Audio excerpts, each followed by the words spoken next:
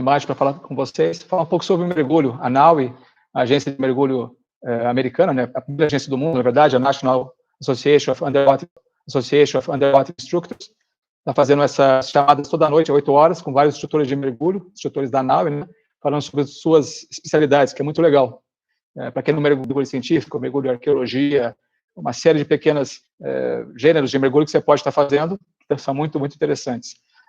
E nós tivemos uma escola de mergulho, a gente vai falar um pouco sobre isso, na verdade. O meu começo no mergulho, muito tempo atrás, eu tentei achar algumas fotos, mas acho que naquela época nem tinha inventado fotografia ainda, né? Não existia fotografia. Na verdade, eu comecei com mergulho profissionalmente em 1986. Eu tinha 17 anos de idade, 16 anos, queria mergulhar, não tinha curso de mergulho, só tinha em São Paulo, acho que Rio de Janeiro, poucas escolas de mergulho no Brasil. Estava começando realmente a parte do mergulho. Eu sei que eu tinha 17 anos, fui para São Paulo atrás de bombeiros, alguém que pudesse ensinar a mergulhar, encontrei umas escolas, e acabei, em vez de fazer o curso lá em São Paulo, eu trouxe para a minha cidade, Londrina, no Paraná, a escola de mergulho, a Brasub até, não existe mais, Capitão Amaral, tal, do Mário, e eu contratei eles, vamos dizer, fiz uma parceria e trouxe eles. Então, a minha primeira entrada no mergulho como aluno foi também como profissional, foi também montando o que eu acho que foi a primeira escola de mergulho do sul do Brasil, para baixo de São Paulo. Acho que não tinha nenhuma outra, nem Curitiba, Porto Alegre, nada. A primeira escola foi em Londrina, a 300, 400 quilômetros do litoral. Eu fiz um acordo com a universidade, a UEL, e cedendo a piscina e tal, e aí montamos esses grupos de mergulho. Então, até foi engraçado que eu fui mergulhar a primeira vez como aluno e como dono da escola de mergulho que a gente começou. E a gente fez várias turmas e começou a tradição de ter mergulho no interior.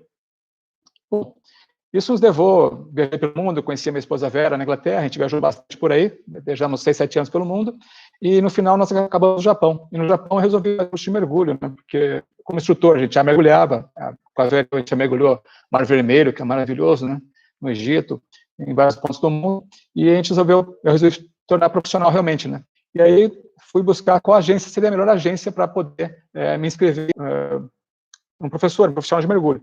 Eu escolhi a NAUI, essa agência, existem várias, a PED é a mais famosa, né?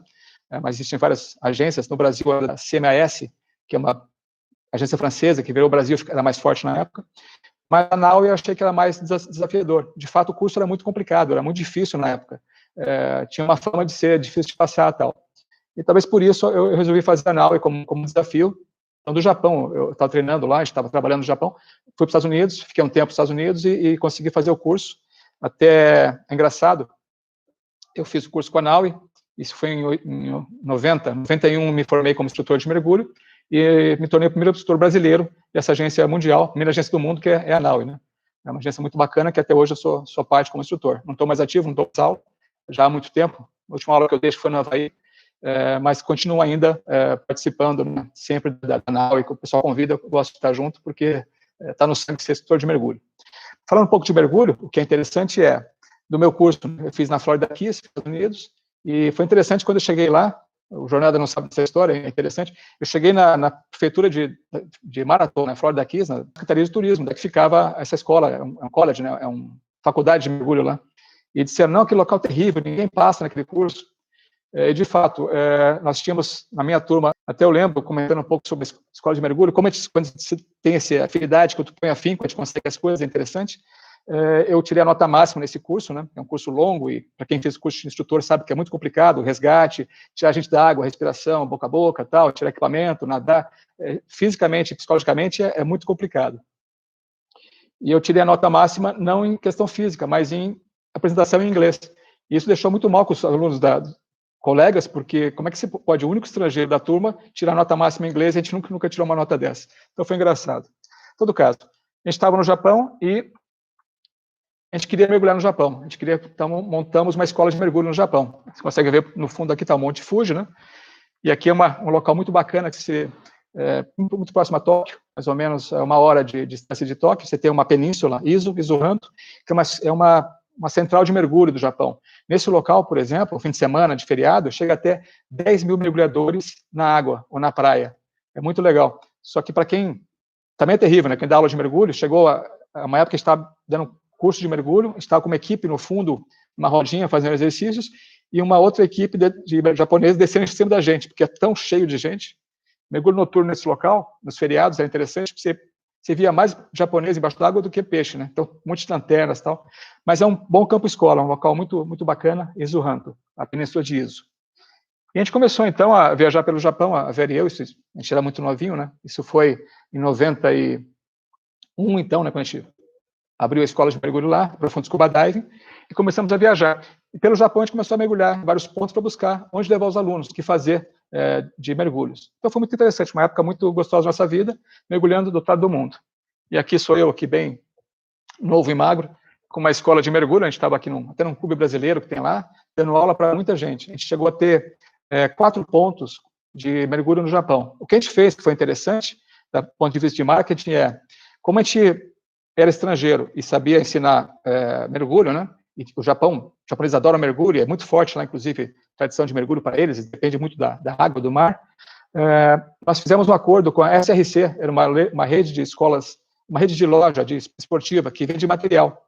Então, a gente chegou para eles, assim que a gente começou a montar o negócio lá, falou, olha, a gente tem uma escola de mergulho para estrangeiros, né? A gente não vai ensinar japoneses, até porque o idioma é mais complicado, é competição, mas se alguém bater aqui na loja de vocês, buscando instrução em inglês, francês, espanhol, português, manda para a gente que a gente compra de vocês equipamento.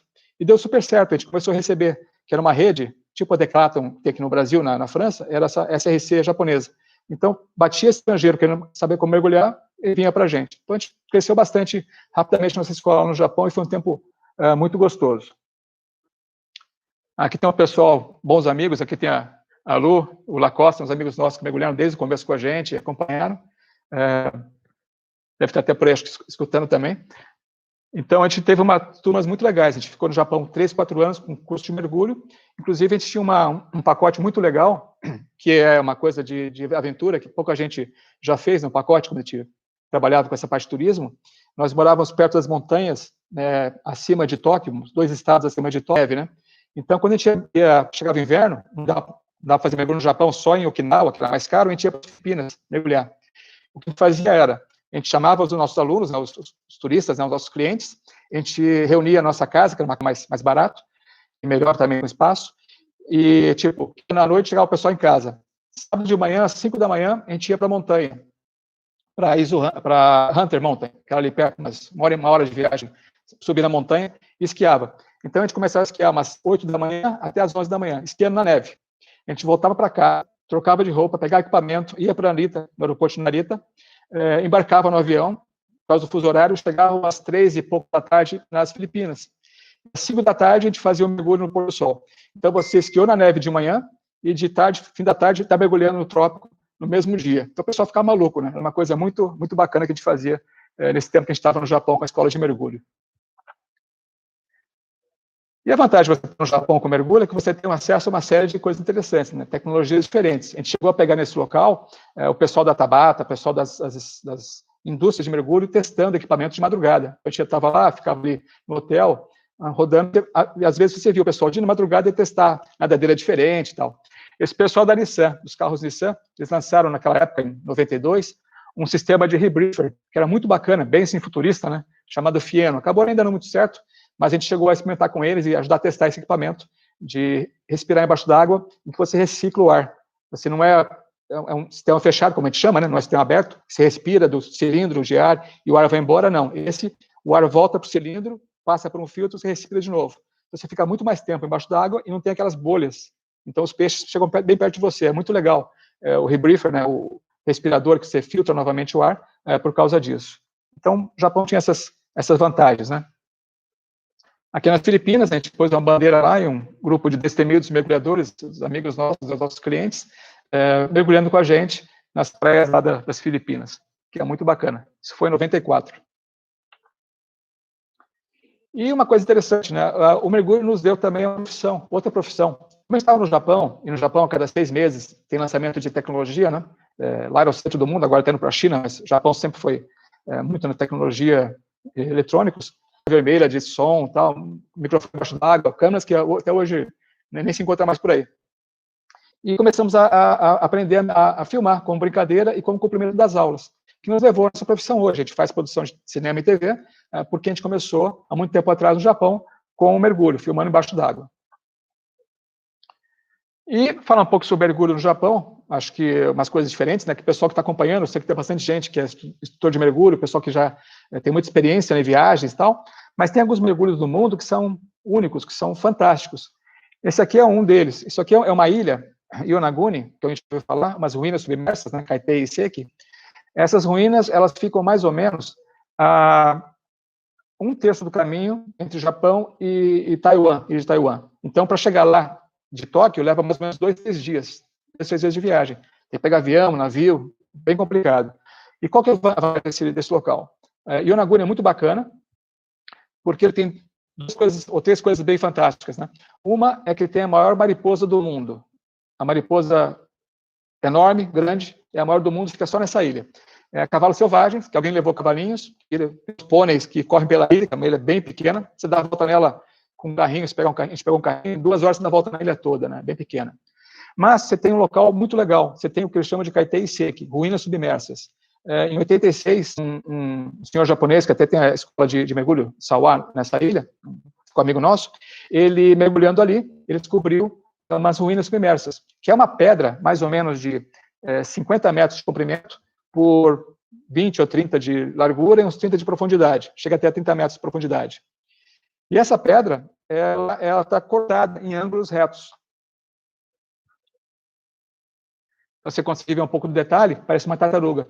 Essa pedra, ela tem um corte em ângulos retos, e está embaixo da água, isso aqui está mais ou menos aos 25 metros de profundidade. Muita corrente, porque ele está praticamente está no oceano aberto, né, com bastante corrente mesmo, bem difícil até de mergulhar por ali, mas você entra nesse local, que lembra para nós Masada, em Israel. Masada é uma cidade no deserto, onde os judeus fizeram uma fortaleza, né, e embaixo d'água.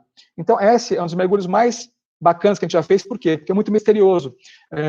Ninguém sabe ao certo o que é aquilo lá. Mas se for realmente feito pelo homem, ele tem mais de 10 mil anos, ou seja, era uma cidade antes da era glacial. Aí quando começou o degelo, né, o mar subiu, o volume da água subiu e inundou aquilo lá. Mas possivelmente, Yonaguni é a construção, o conjunto arquitetônico mais velho do mundo, feito pelo homem, né, de arquitetura. Então, na verdade, é muito interessante fazer esse mergulho, e ele além do que a ilha é fantástica, e peixes, e tubarão-martelo, assim, à vontade, quer dizer, é super exótico. Mas é um local muito bonito mesmo, e muito misterioso. Esse mergulho em Yonaguni foi uma coisa que a gente até recomenda. É difícil, é complicado, mas quem conseguir fazer é algo único na vida. Quem ia muito para lá era o Jacques Mayol, aquele mergulhador de apneia e tal, sempre estava por lá. E falando um pouco sobre mergulho diferente também, além de falar do Japão, já que a gente está na Ásia, né, falar um pouco sobre isso aí, eu vou falar um pouco com vocês sobre a China. A China também tem um local, e a gente gosta de história, e vocês vão ver daqui a pouco, eu vou falar um pouco também sobre velejação, velejar em barcos antigos. Esse é um mergulho que a gente fez também na China, em Wuxi. É uma cidade Zindao, é um lago, né? Chama o Lago das Mil Ilhas. De fato, tem 1000 ilhas. Até tem uma cerveja famosa, tal. Tem uma cervejaria nesse lago que usa essa mesma água, né? E é uma cidade submersa. Esse lago, ele ficou, para fazer uma hidrelétrica, nos anos 60, foi inundado. E tinha uma cidade lá, de mais ou menos, uma cidade pequena para a China, né? Devia ter uns 30 mil, não, acho 100 mil habitantes, e a cidade, ela estava lá há 2 mil anos. Uma cidade de 2 mil anos, para uns 100 e poucos mil habitantes, e ela foi inundada inteira, intacta. O pessoal saiu e a água entrou e inundou. E como muito fria a água, a temperatura no fundo é mais ou menos 8 graus, né? A madeira se conservou. Então, nós temos até o vídeo, tem o especial do Profundo que a gente gravou, né? O programa que está passando, a gente vai logo colocar ele no ar no YouTube.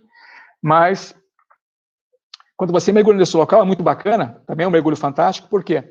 Você mergulha praticamente, primeiro, na China, um local onde não tem ninguém. Você está numa cidade de 100 mil habitantes na China, que só estavam eu mais 2 ou 3 companheiros no lago inteiro. Então, você está na China, um local sem chinês nenhum em volta, que é muito bacana, porque lá é tudo realmente, quem já foi para a China, as cidades são bem compactas, né, que nem no Japão, um monte de gente e tal. Esse local não tem ninguém. E como é muito pouco visitado, qualquer mergulho que você faça na cidade, de 100 mil pessoas, uma cidade grande, qualquer mergulho que você faça é um mergulho de exploração. Você entra numa casa, você está entrando numa casa que há 50 anos ninguém entrou nessa casa. Então, se você vê um detalhe, alguma coisa, e você tem esse tipo de entalhe, né? Chineses, nas paredes, na pedra, que tem ali, talvez 2 mil anos, até 2 mil anos de idade. Então, você tem todos o Panfong, que é aquela entrada da cidade, né, que você passa por baixo de um túnel para entrar na cidade, e dá num muro para dividir o exército. Alguém invadisse, tinha um muro bem na entrada para o exército não poder invadir, poder ter que se dividir. Então, mergulhando, você consegue fazer tudo isso e é como se estivesse mergulhando no museu intacto. E, naturalmente, é muito complicado o mergulho, é muito frio, 8 graus, né? E se você tocar no fundo, o sedimento realmente escurece tudo. Então, você tem que saber controlar muito bem a sua flutuabilidade, né? Você tem que ter habilidade, tem que ser avançado ou mais para chegar lá. Mas é um mergulho inesquecível porque você está numa cidade perdida, né, que foi, vamos dizer, reencontrada na China, nos anos, acho que foi em 2000 que reencontrou a cidade, que muita pouca gente visitou, muita pouca gente visita, e é um local que está lá aberto, um museu fantástico, uma cidade inteira preservada, a mais ou menos, tá uns 26 metros de profundidade também, uma água muito gelada. Até a gente teve uma fatalidade, nós estávamos 5 pessoas, e estavam 2 instrutores, né, um sueco e um americano, trabalham para a escola de mergulho em Xangai, você sai de Xangai dá mais ou menos umas 3 horas de viagem para esse lago. E nessa viagem tinha eu, um outro americano, que foi como cliente, né, que eu estava gravando, esse cara foi como cliente, outro americano, e uma menina das Filipinas. E ela é jovem e tal, mas ela teve um problema de coração, já era pré-existente, acho que a água, o estresse, ela acabou tendo um problema cardíaco e ela veio a falecer nesse mergulho, que foi meio complicado para a gente, o exército fechou o lago e tal. Mas não foi sem mergulho, foi um acidente, uma condição que ela já tinha antes, né? E se agravou lá e teve um pequeno acidente e acabou vendo a falecer.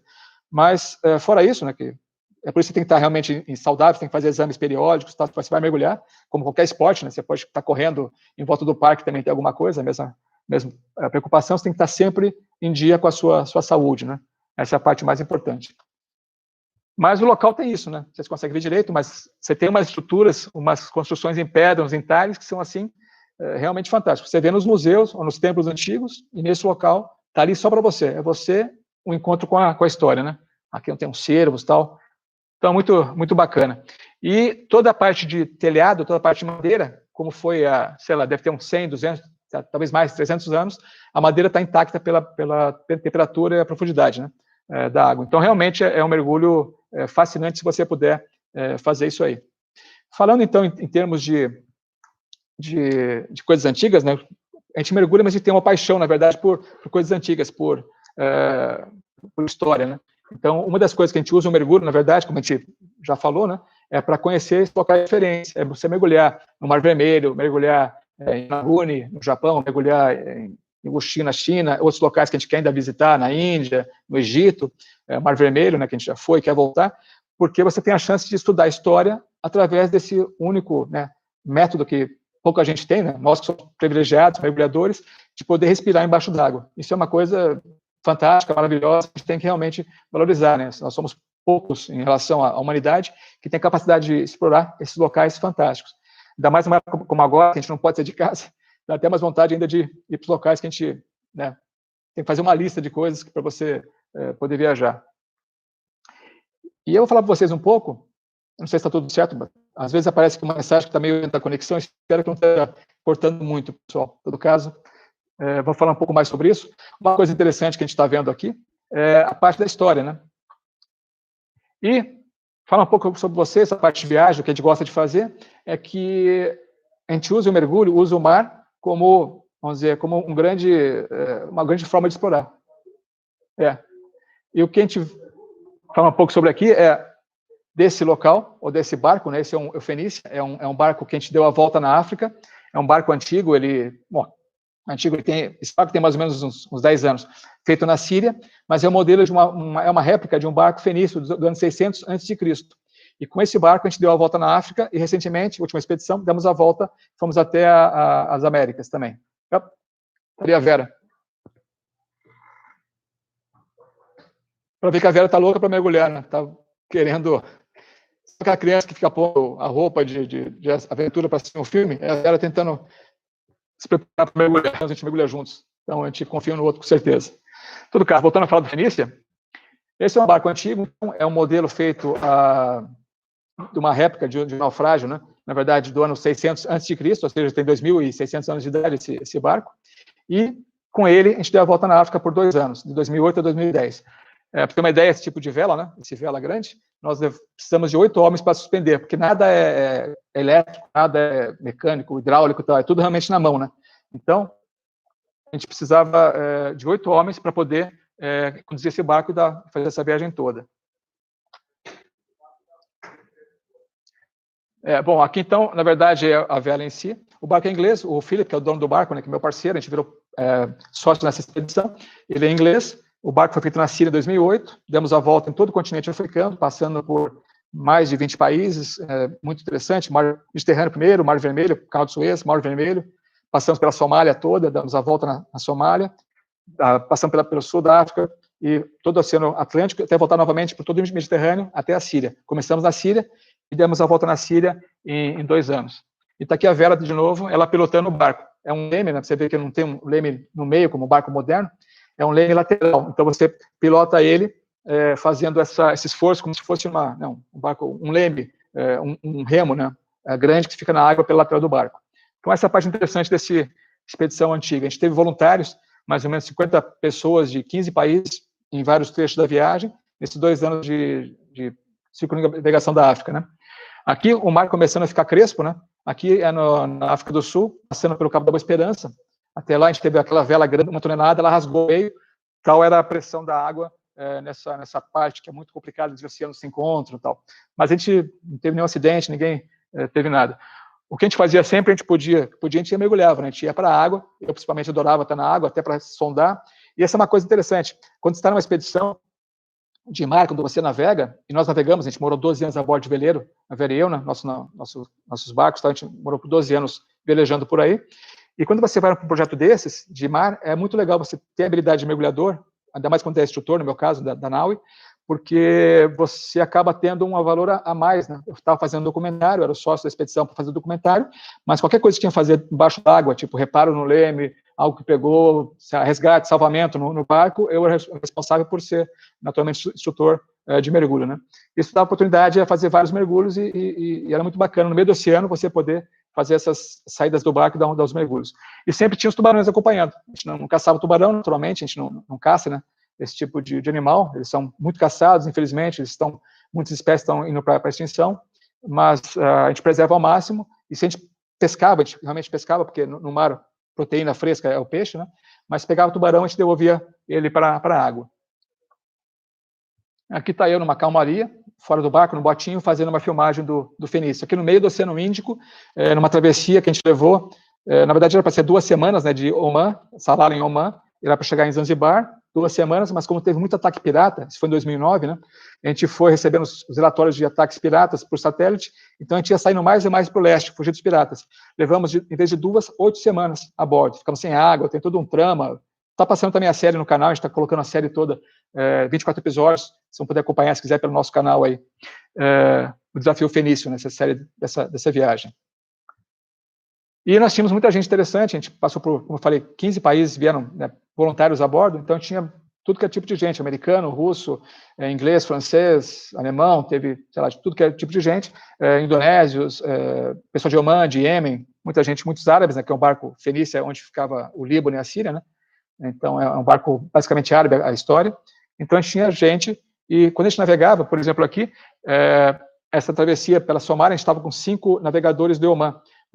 O Sultão Qaboos, que é o sultão de Oman, ele nos emprestou 5 marinheiros da Real Marinha de Oman para estar com a gente, caso a gente fosse atacado pelos piratas, ele ia intervir e fazer a negociação para a gente ser solto, né? É o que ele pode fazer para ajudar.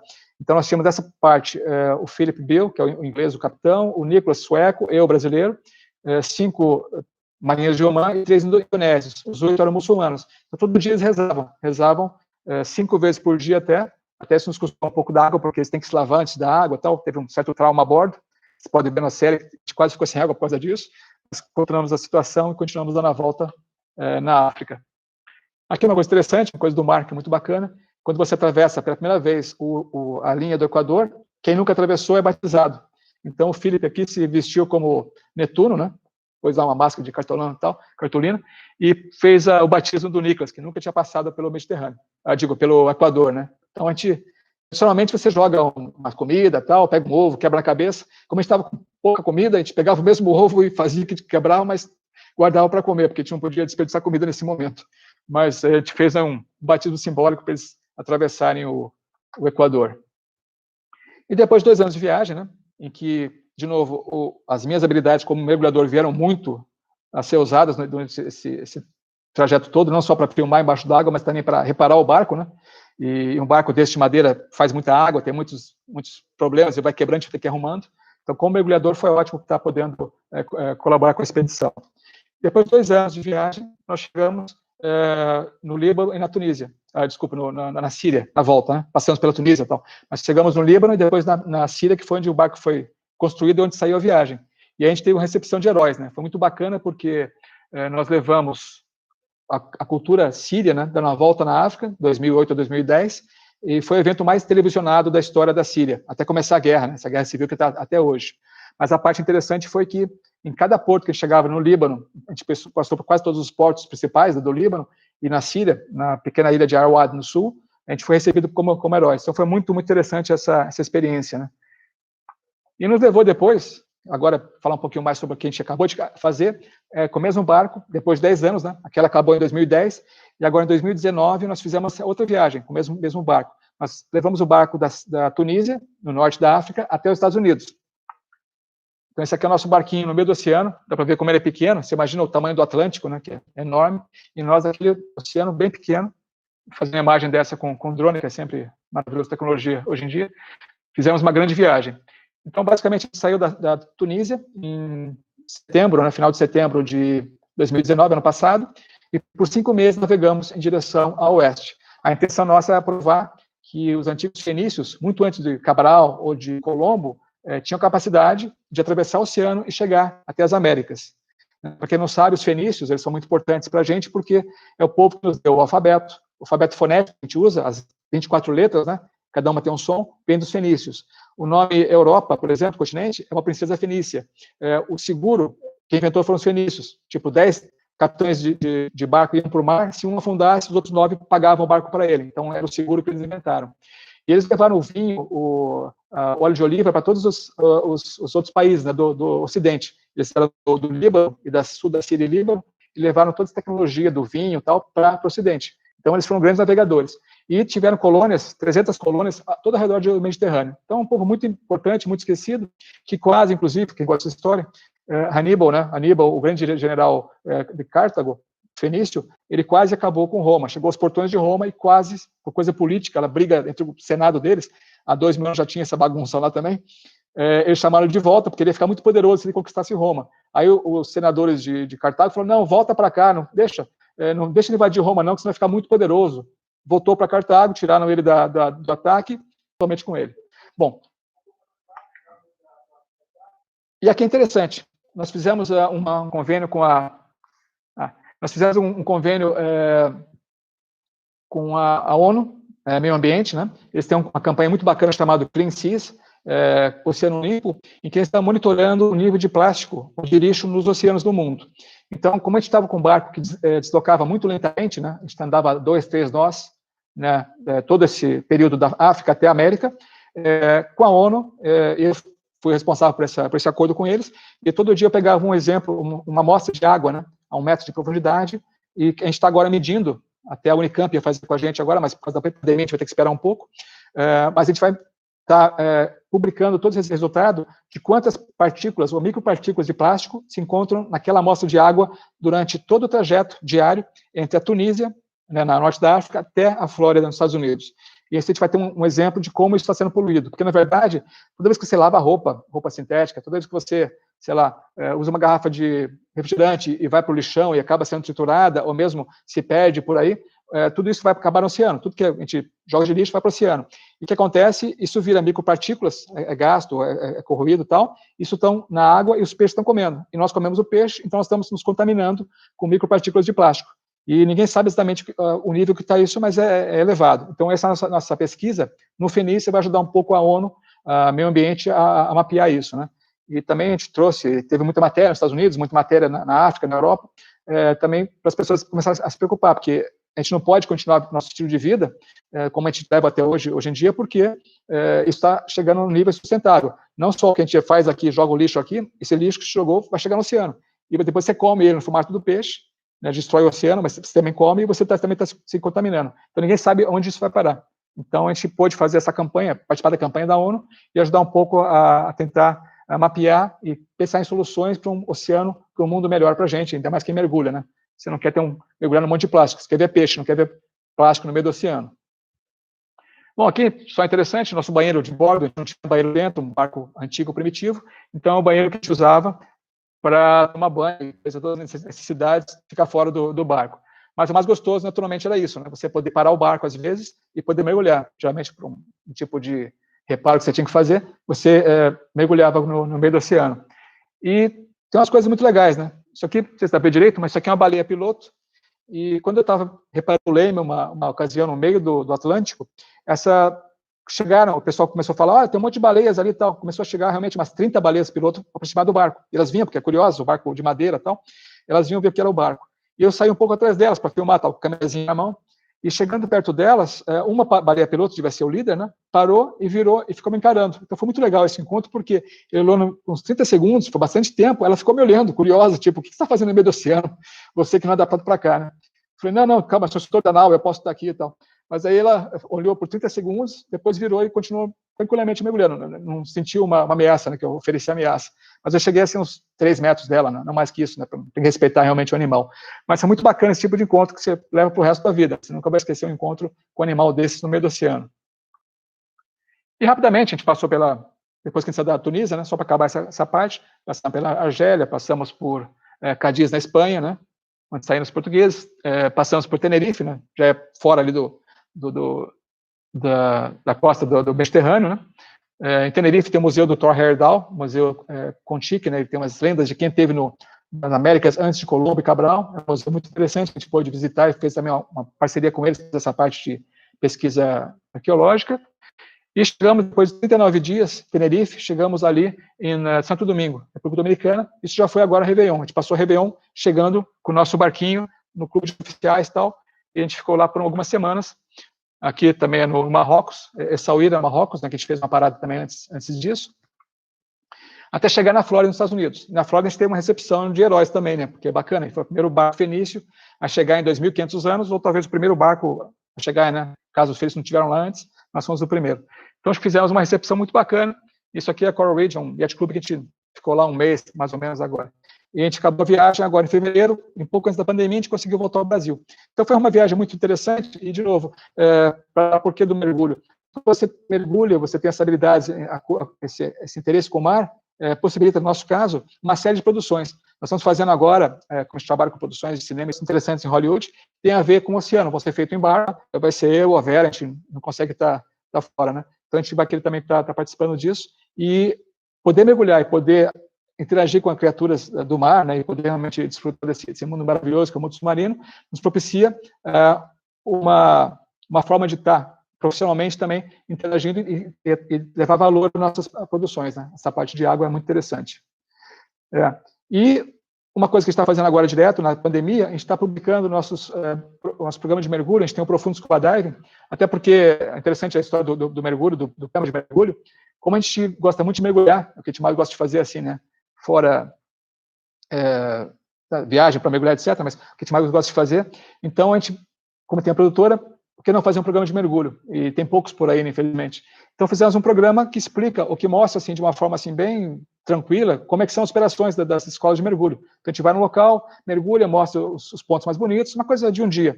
E a gente fez vários programas, a gente gravou 72 episódios de meia hora, gravamos na China, esse do Japão também são episódios, gravamos nos Estados Unidos vários, na Indonésia, Austrália, uma série de México e uma série de locais no Brasil também, e agora a gente está colocando no ar temporada 1 e 2, até a gente teve apoio da NAU e apoio da CISUB, né, que são parceiros nossos. A gente teve muita gente que colabora, as operadoras de mergulho nos convidam.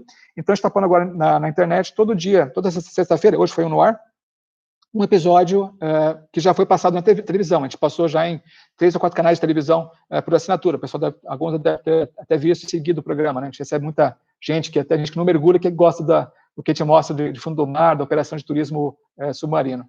Mas agora a gente está colocando, então, toda a série, os primeiros 48 episódios, vai ficar 6 meses de programação, toda sexta-feira, às 6 da tarde, no canal, vai ter um programa de mergulho diferente, e depois entra a terceira temporada, que hoje está passando no canal Travel Box Brasil, que está na Vivo, na Sky, etc., na TV por assinatura, que o pessoal pode ver também e acompanhar. Depois, daqui a um ano ou mais, ele deve chegar também aqui no canal. Então, é uma forma de a gente poder estar ligado a esse nosso mundo, que a gente já gosta de mergulho, a gente não ensina mais mergulho, mantenho ainda o status de instrutor, mas nunca mais dei aula. A última aula que a gente deu foi lá no Havaí, faz muito tempo atrás, mas a gente mantém ainda mas essa é uma vantagem, a gente está podendo ter esse lado de mergulhar, de gostar de mergulhar, poder também mostrar as belezas do fundo de scuba diving. Então, está estando aqui na Cacau toda sexta-feira às 6 da tarde. E a gente vai continuar. A intenção nossa agora, passar a pandemia, é uma coisa que a gente faz por gosto, é uma produção barata e relativamente simples de fazer, né? Não é uma grande produção. A gente faz, a Vera e eu e um outro assistente local, a gente quer continuar a gravar esse programa de mergulho e mostrar para o mundo as belezas do fundo do mar e, com isso, incutir nas pessoas o desejo de preservar, de manter um oceano limpo e, né, poder, porque eu tinha para fazer. Agradecer a todo mundo, está ao contrário, mas muito obrigado a todo mundo. Eu quero ver se tem alguma pergunta por aí. Deixa eu ver se a Vera me ajuda nas perguntas.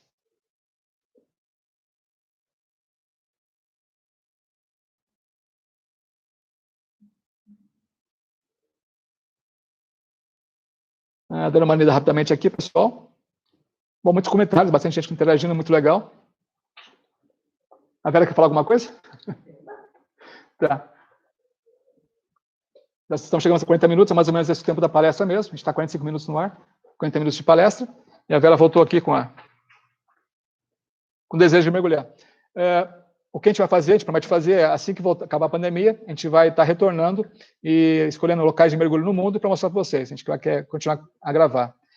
Então, nas viagens nossas, podem acompanhar pelo canal e vão estar podendo seguir esses novos passeios, novas aventuras submarinas. Bacana. Aqui o Jonathan vai falar um pouquinho. Eu vou mostrar para vocês rapidamente, então. Nós tivemos...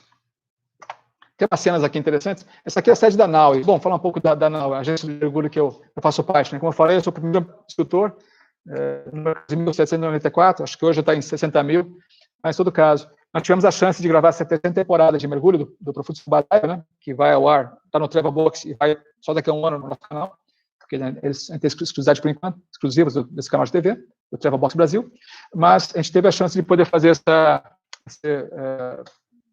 parte do nosso programa, né, na NAUI, com o apoio da NAUI americana. Deu uma travada aqui. Com o apoio da NAUI americana. Deixa eu dar uma arrumada aqui, peraí.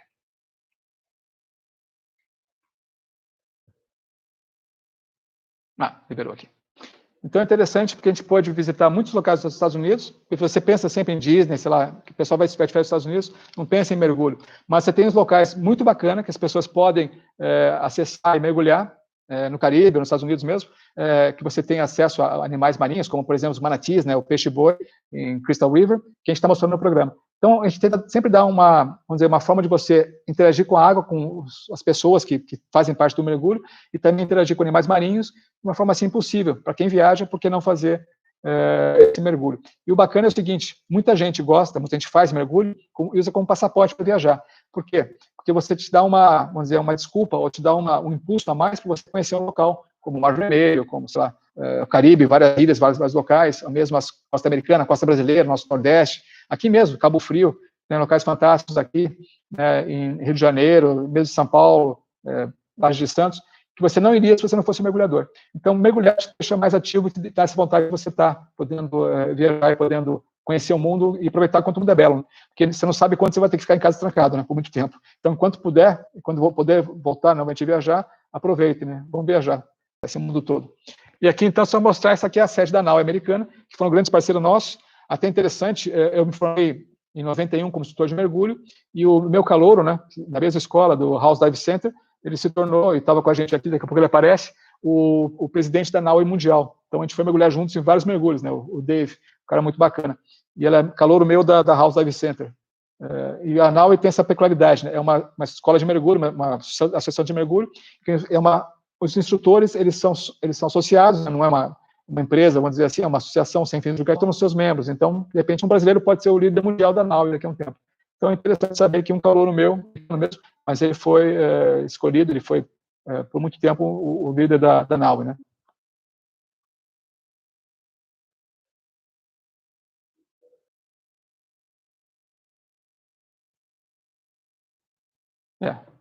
Pessoal, acho que é isso. Se alguém tem mais alguma pergunta, acho que a Vera pode me ajudar. De repente, se tem alguém que passou uma pergunta que eu parecia despercebido, mas basicamente é isso. A nossa intenção aqui é compartilhar um pouco da nossa experiência, da nossa aventura ao redor do mundo, né, com mergulho, que as pessoas possam se inspirar e querer conhecer mais o mar e preservar os oceanos. É isso, então. Algo mais? Excelente aqui no Brasil, mantendo a NAUI, esse encontro anual com a NAUI, nossa, é fantástico. E queremos mergulhar com eles também, vamos, né, assim que essa pandemia passar, e convidar quem quer mergulhar conosco e participar de um programa, vamos para o fundo, adoramos ir para o fundo. E falar para quem está assistindo que não mergulha é uma oportunidade de, como eu falo, é de meditação, é de relaxamento e encontro com as belezas do fundo do mar. É isso, pessoal. Muito obrigado por ter, então, compartilhado com a gente esse fim de tarde, essa noite, e navegar um pouco com a gente, mergulhar um pouco com a gente nessa aventura, de repente, embaixo d'água, uma dessas, tá ok? Muito obrigado a todos. Boa noite, bons mergulhos. Boa noite, todo mundo. Para vocês. Boa noite.